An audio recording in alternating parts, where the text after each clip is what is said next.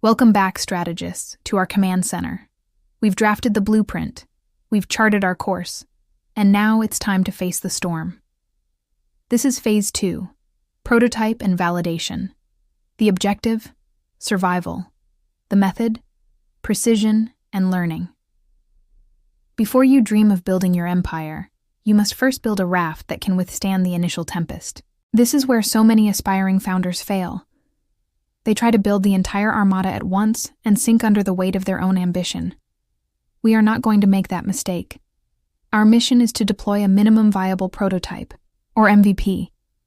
This is not your final glorious product.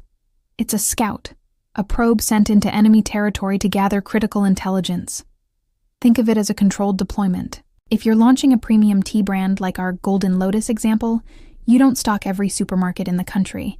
You launch a single, high-quality product line in a very small, contained market. Maybe it's just one town or a highly specific online community.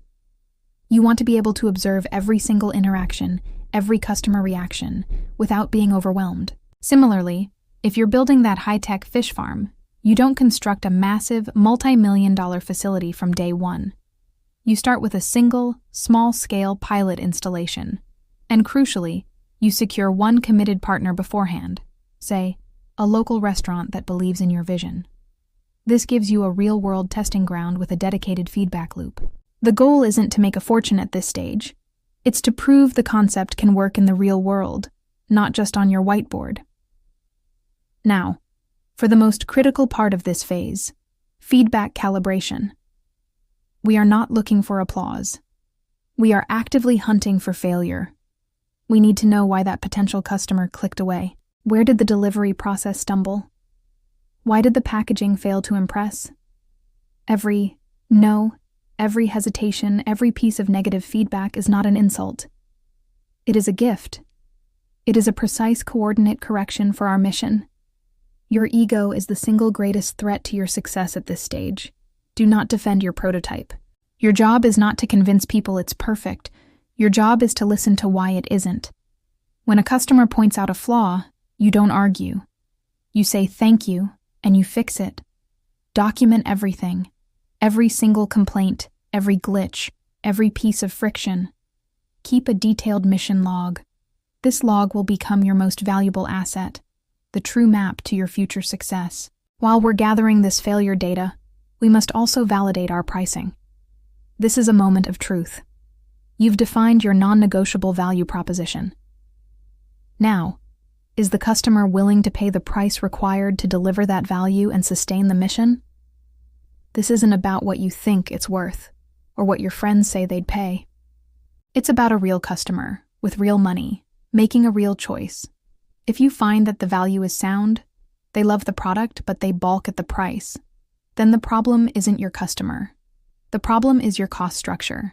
You must re-engineer your processes, your supply chain, your materials, whatever it takes to align the cost with the perceived value. Your feelings about the price are irrelevant.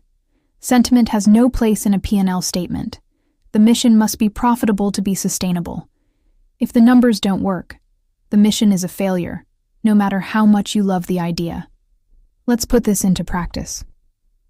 For our Golden Lotus tea, the MVP launch in that small town reveals that customers love the aroma and taste, but they feel the box is too flimsy for the premium price. Your mission log entry isn't "customer is too picky." It's upgrade packaging to match perceived value. You then source new packaging options and test them. You might also find out that your initial price of $20 per box is too steep, but at $15 they sell consistently. Now you have a validated price point. You work backwards from 15 to see if you can still maintain your quality and your profit margins. For the fish farm, your single restaurant partner might tell you, "The fish is incredible, but your delivery schedule is too rigid for my kitchen's needs." You don't tell the chef he needs to change his kitchen workflow. You recalibrate your logistics. You figure out a more flexible delivery system. This is the calibration in action. You are adapting your coordinates based on real-world feedback from the battlefield. Surviving this storm isn't about brute force.